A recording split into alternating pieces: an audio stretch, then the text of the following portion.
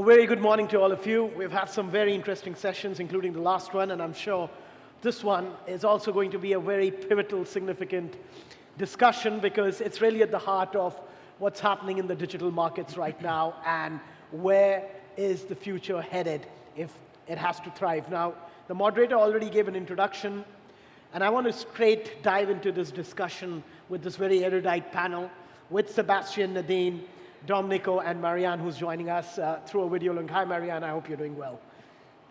Okay, let's get started. Sebastian, as the topic goes, for the growth of the digital industry, it's important that normal consumers have the trust that their transactions are going to be safe and done in an efficient manner. That is something which the traditional industry and players like yours have been able to ensure, along with all the other big infrastructure players. But now, given the scale at which the digital markets are evolving, it poses new challenges for traditional players like yours. Because here, the technology has changed rapidly. It has brought up new issues. But at the same time, it's also been able to make things a little more faster, simpler because of blockchain solutions. So my first question to you is that what do you identify as a key challenge as far as this new landscape is concerned? And how can players like you, the big infrastructure players like Euroclear and DTCC, what kind of a role they can play in terms of adopting technology and also at the same time integrating digital assets into the current financial systems that we have? Thank you, Samir. A pleasure to be here. So Euroclear was set up in 1968, so things have happened since 1968 and today. So there has been an evolution. But what we see is today the speed of evolution is definitely more exponential than it was in the past. So as you said rightly, we now focus, and the industry focuses a lot on digital assets and as of financial market infrastructure, and we are not the only ones, but some of my colleagues on this panel are also part of that ecosystem. We are evolving and adapting to those new technologies. And to give the example of Euroclear, we have launched a digital financial market infrastructure. And coming to your question, I think that one of the challenges to ensure that there is compliance with regulations. And the digital financial market infrastructure that we have launched, so blockchain FMI, is actually under the regulations of CSDR, which is a European regulation that applies to all central security depositories. So what is really important is to continue to apply, and that's my first comment, I'll have a second one, is to continue to apply the current framework and ensure that the regulations to apply to the legacy infrastructure are also regulations that you comply with in the new infrastructure. Talking about that, together with Nadine's institution, DTCC, and also with Clearstream, and I encourage you all to have a look at those because that's available on the internet. And we have issued a white paper which talks around some of the digital asset securities communication protocols that we believe as financial market infrastructure collectively that should be applied to any new environment that will deal with digital assets. To bring you in, Nadine, over here, I mean, as Sebastian was touching upon some of the challenges and how they're really adopting, talk us through some of the challenges you're seeing from where you're sitting. I want to point out one before you get into the details. One which I see from the outside is, the rise of decentralized finance, right? It offers swift settlement solutions, but that poses new challenges for traditional industries. That's just one I'm picking on. Maybe if you can address that while you answer the other ones you touch upon. Absolutely. So listen, our challenges are many. Back to Sebastian's point, we've been around for a while, and our institutions were created to deal with a lot of the inefficiencies in the market and also try to streamline and try to provide better, faster, and cheaper processing. And we've built scale over the years. I think it's incorrect to assume that we don't innovate.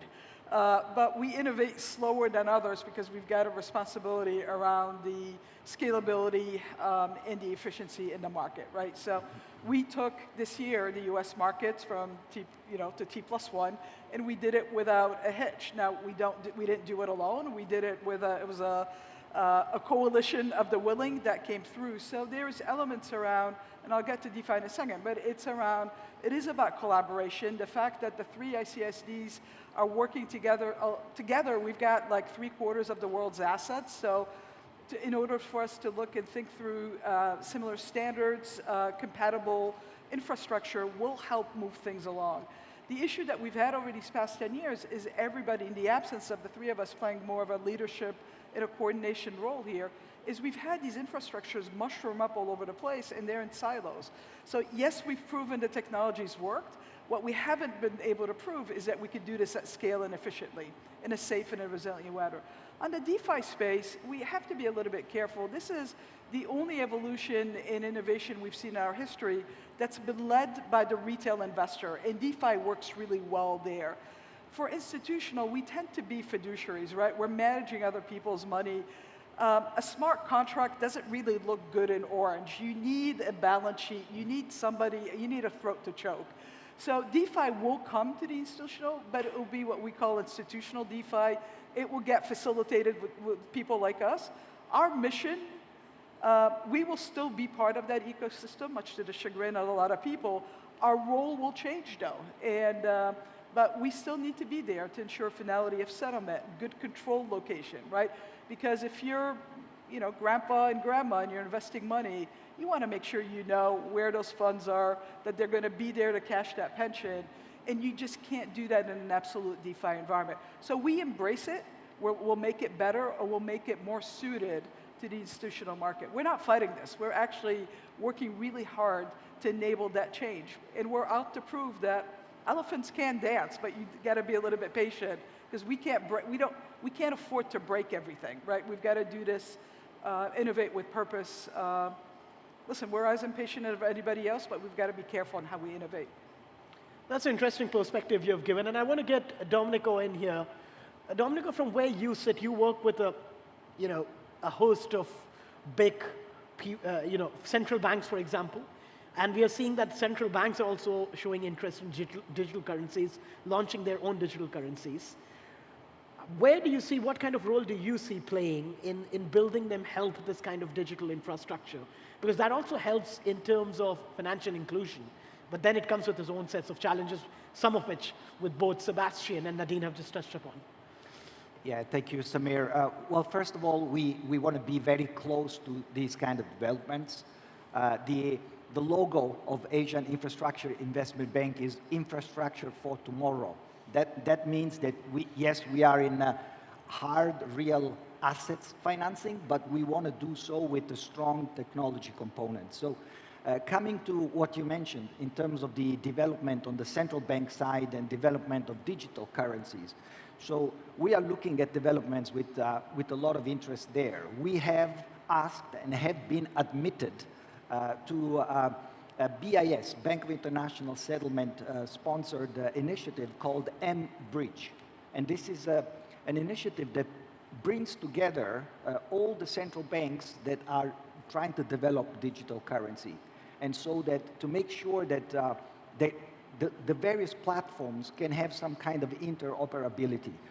The Central Bank of UAE, for example, is a member of mBridge. They are there. We are an observer. Of course, we are not a central bank, but we are an observer there. We are trying to understand what can be done in terms of operating that, and for us to work with financial intermediaries and see if we can use that technology to process our transactions. So this is very early stages, but also exciting in terms of the developments that are happening. And the last thing I will say is that we like to work with this type of institutions because there has to be some kind of standard that you need to develop. We heard in the previous, from the previous speaker, there has to be some kind of standard to develop, for example, to create identity, to protect the identity of the operators on these platforms. And to work with such reputed organizations, of course, is a guarantee that this is going to work. Interesting. I want to come to you, Marianne. I know for you the challenges are completely different because here we are reading and listening and seeing the rise of these new age platforms like Ripple and Stellar, who are coming up, who claim to offer much faster, cheaper, efficient cross-border payments compared to traditional methods. What kind of a challenge is that for someone like SWIFT, and how are you looking to address that, to adapt and also adopt as these markets, the digital markets, are evolving rapidly? Well, thanks, well, good late morning to all. I wish I could be in Abu Dhabi, but I'm happy to be with you today. Well, thanks for your question. Actually, I could not subscribe more than with what Sébastien and Nadine had said. I mean, SWIFT is also a major infrastructure that is a major player enabling cross-border payments in the world. We are, connecting more than 11,500 institutions, 4 billion of accounts across the world, and carrying the world GDP every 3 days. Why I'm saying that is that, as Nadine was saying, I mean, we need to innovate, and we are constantly innovating, but we need to do that in a responsible way. So we, of course, welcome competition, wherever it can come from. Clients will more and more, whatever clients, I mean, it can be banks, corporate clients, retail clients will continuously want to have more choice, more ways of payments, for instance, more way of transacting assets or financial assets. For cross-border payment, I would just like to remind you what is important. What is important has been defined by the G20 agenda. The G20 leaders have come up with an agenda that is to enhance cross-border payments, to make them cheaper, faster, more accessible, and more transparent. And I can say that we have achieved a lot already with the with the technology we have. For instance, let me give you one statistic. We know that 90% of all transactions are processed within an hour. Of course, many of those are processed within seconds, minutes, and it's way above the target that the G20 has set, that is 75% of transactions should be processed in less than an hour. So of course, blockchain technology can add a lot to that, to transparency, to speed, but we can also address it with other technologies. It's not the only one technology. In terms of the platforms that we see and that are evolving, we have a lot of new ways, as I said, of transacting. You have instant payment systems, you have wallets, you have digital assets, CBDCs, you have other forms of fintechs that provide. So the industry is fragmenting. And the problem with a fragmented industry is that it can increase cost, and the IFM had done a very good study on that, on saying, okay, a fragmented industry can cost in terms of GDP, global growth, and global trade. So our role in this, and this addresses the new blockchain or DLT technologies, is to make sure that we can still be the glue of the market, so that we can still bind the ecosystem together, and to make sure that the financial institutions connected to SWIFT are able to reach any platform and to use their SWIFT infrastructure to access different digital asset platforms, CBDCs platforms, wallets, whatever the platform may be that would be interesting for our clients to be connected with in a seamless way. And that's how we want to tackle. So really bringing interoperability, not only between DLT platforms or other platforms, but also between those platforms and the traditional financial ecosystem. So Marianne, just hold that thought. Just hold that thought. I'm going to come to some of those topics as we progress because we don't have much time. I want to bring back the discussion back here to Abu Dhabi now. There are quite a few challenges, and I want to pick up on one or two and see how you all are dealing with that. Nadine, maybe I can go with you on this first. One is the regulatory compliance issue. How do you ensure that, is there a lack of uniform regulatory framework for digital assets, and how do you address that as you grapple with some of these challenges where you're adopting new technologies, also integrating them with traditional financial markets. How big a challenge is that? It is a challenge, but it's not an insurmountable challenge. It starts with education of all our stakeholders, right? So for us at DTCC, and I believe it's the same with you, we don't deal with crypto today. So we're focused on real-world assets, and we truly take the line of if it's the same asset, it's the same risk, it's the same regulation. So we don't believe there's a massive regulatory impediment towards real-world assets. Don't get me wrong, there's tweaks that are needed. So for example, under US law, we talk a lot about certificates. Well, in the digital world, there are no certificates, right? But that's an easy rule change, easy, all things being equal, right? But we could do that. And we've also proven over time that when you work with the regulators, you can things take a long time, right? You got to prove how the new relates to the old, how you're making sure there's investment protection, investor protection. You're making sure you can prove you can do AML, KYC, right? And once they get comfortable with it, so in our case, we helped WisdomTree launch the first tokenized mutual fund in the US. It took us 4 years.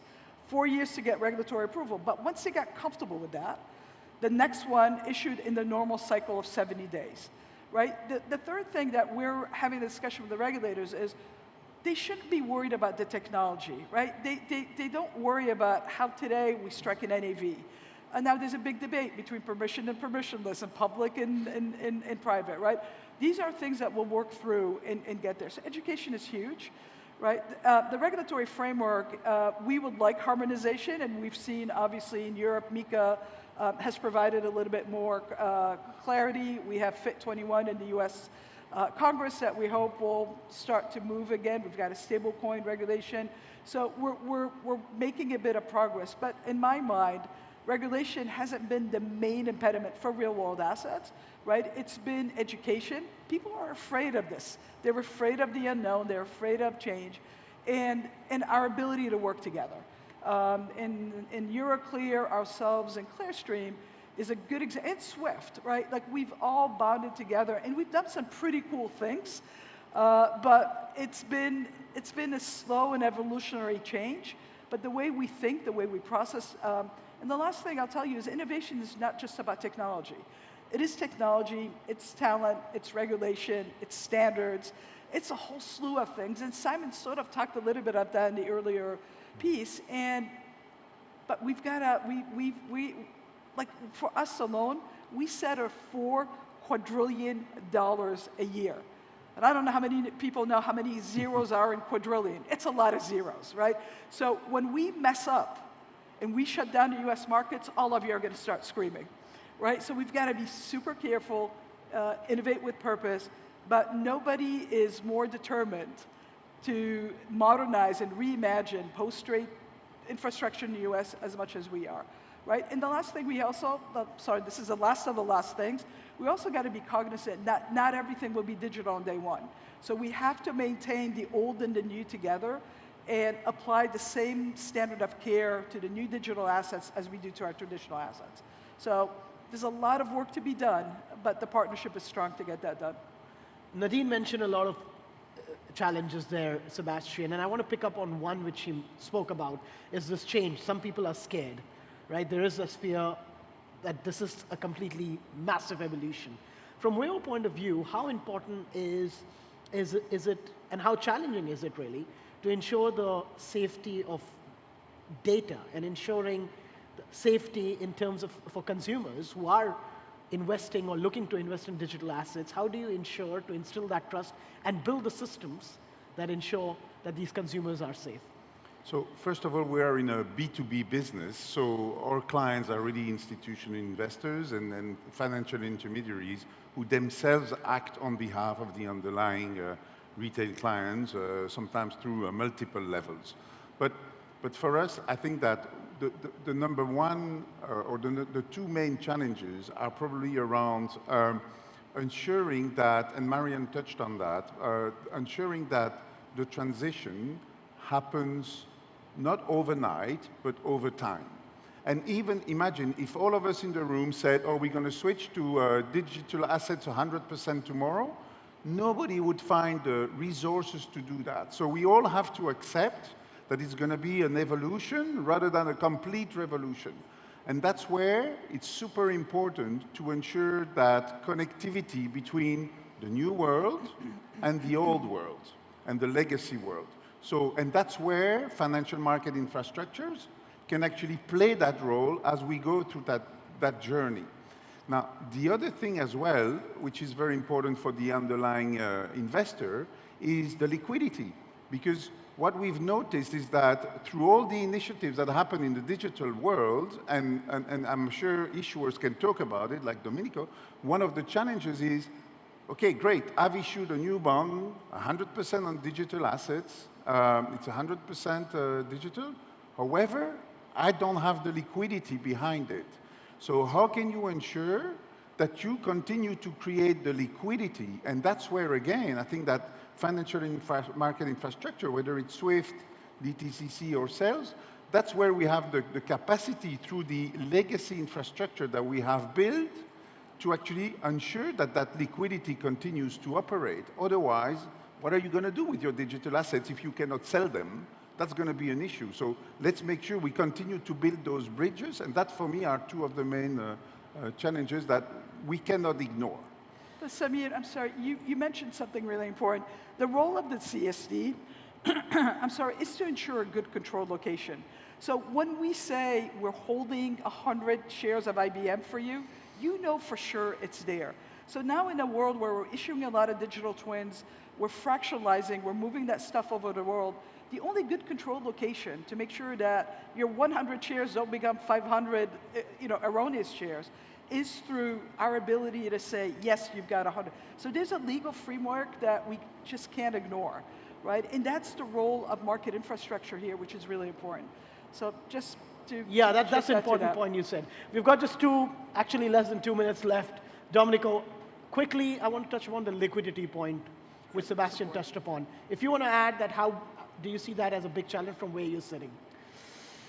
It is indeed, for the very reason that if you are an issuer like us and you talk to investors, you know that the market loves a standard. Market loves something homogeneous, approved, tried, and tested. So one of the challenges that we have in this very fast-moving space and environment is that for fintech, there's so many standards and protocols and approaches that are being developed. So you need to converge towards something that every investor, and go back to the education point, is familiar with. They understand. They don't have to get specific approvals every time you talk to them. And this is the approach that we selected. This is why we have partnered with Euroclear to use their platform, DFMI, that's been developed, which we thought brought the additional value that every bond can travel on the new DLT technology, but also on the legacy settlement infrastructure. And so every investor, if they want to touch it, they don't have to treat it completely as a new product. So this brought us to issue one of the, if not the largest DLT-supported bond issued so far in the market, which we were able to issue in the first place and then tap. And that's been, again, the first time a DLT-supported bond has been tapped with the second tranche. So we hope that there's going to be some type of market convergence there, so that very soon this type of bonds will not treat it as some kind of exotic or other new product, but something like mainstream. I'm going to give the final word to Marianne, because Marianne, we have completely run out of time. If you can answer in less than 20 seconds, one big opportunity you see from where you're sitting from your point of view, and one big challenge. A very short answer, please. Well, one big challenge, I would say, is the scale.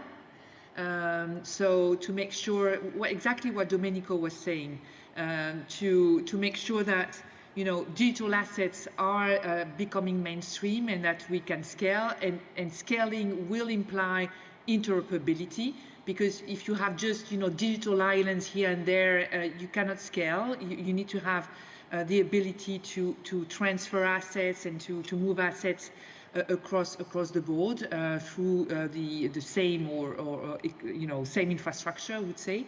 So this will be very important. It cannot be an afterthought. And what we've seen is that it's, interoperability is always not systematically, but usually thought as an afterthought, and there comes it's more difficult afterwards.